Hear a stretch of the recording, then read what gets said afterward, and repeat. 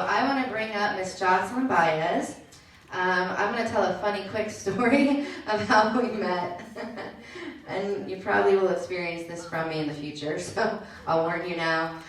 We were at Monaco's Palace this time last year, and usually if I'm now working at H&R Block, so tax season is not what I knew, and that's why we didn't do our big giant ballroom event. I wanted to just focus on a beautiful awards nominee situation, a brunch, so I could cater a little bit more to each and every one of you, as opposed to putting on another event in addition to our awards presentation for about 500 people. So pretty calm today because I don't have, 8 hours of other vending to get done in the other ballroom. So we had some volunteers, people come, don't come, all that fun stuff.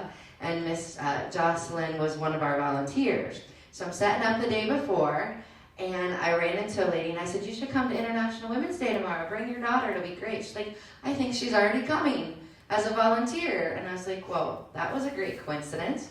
And Jocelyn shows up with her stash. Well, I had Miss Black Ohio and Miss Team Black Ohio participating. And so I was looking for them, and I was looking for people with sashes, and I grabbed her and I said, here, go ahead and come on, it's your time to speak.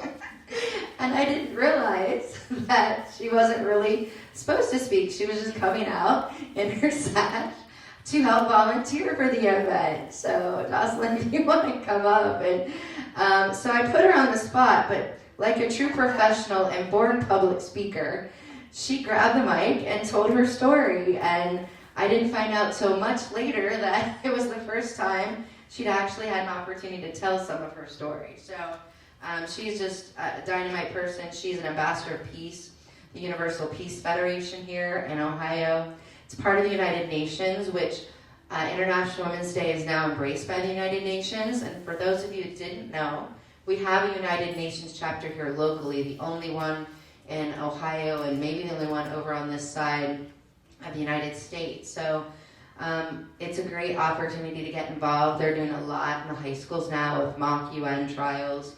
So people can get involved and be more of that international presence and community that they are. She's also a fourth-year zoology major at Ohio State. And as an I Know I Can academic sponsor winner, she is fighting and helping increase domestic violence prevention. She, again, is Miss All World Beauties US 2014 title winner, and just an amazing person. She does a lot. So I'm going to turn the floor over to her. You guys can read her bio. I'm not going to keep going. She's just amazing. So I'm going to let you actually get to know her a little bit instead. So here you go. Thank you, Heather. Hi, everyone.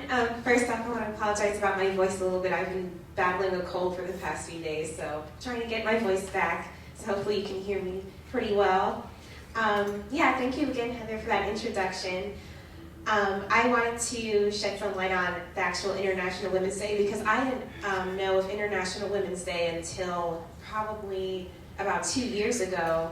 And the first Women's Day observation was in 1909, organized by the Socialist Party of America and first by those two women in Germany, as Heather mentioned. But it wasn't actually celebrated by the United Nations until 1975. And the first official Women's Day was 1911. But again, it took a long time for it to actually get full international recognition. So we've come a long way in general, just as a gender. And I also wanted to provide some facts about women too that many of us don't actually know, and gives us even more reasons to celebrate International Women's Day and how powerful we are and how far we've actually come. Women perform 66% of the world's work and produce 50% of the food, and only earn just 10% of the overall income and own 1% of the property globally. So this is on a global basis. And we also excel in education as well. Women make up 58% of the college graduates, which is more than half, obviously.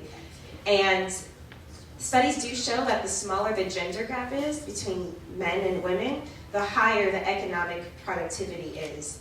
So that just goes to show right there that the more jobs we have, the more equal pay there is, the more opportunities we have, the better the economy actually is.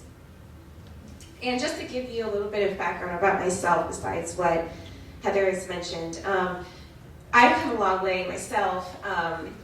I was in a 6-year-long abusive relationship, and that's what I do a lot of my public speaking based off of. I share my story about this battle through my abusive relationship. It was with my high school sweetheart. I stayed with him for about 6 years. And I went into college, and the first 2 years of college, the abuse heightened, and I experienced all forms of abuse. And it led to my attempted suicide.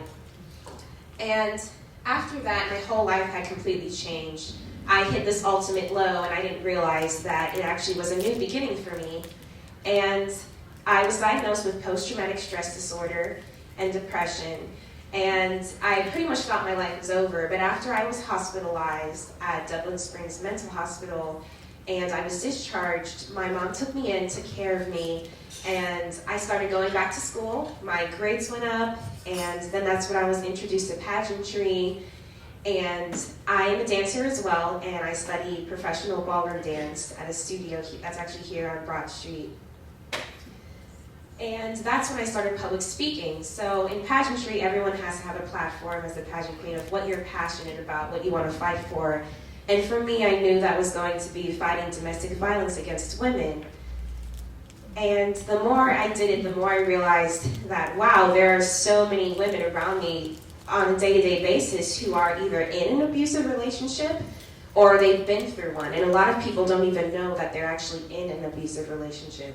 So when I started public speaking, it was really powerful. It was not only blessing to others, and it was just amazing to see how other women's and girls' lives are changing from me sharing my story and helping empower other women. It was also healing myself. The more I spoke and helped other women, it was part of the healing process for me. So that's what I'm still doing to this day. I actually had an event last weekend where I spoke for an event for Jewish Family Services, and it was awesome. So it's been a life-changing experience for me.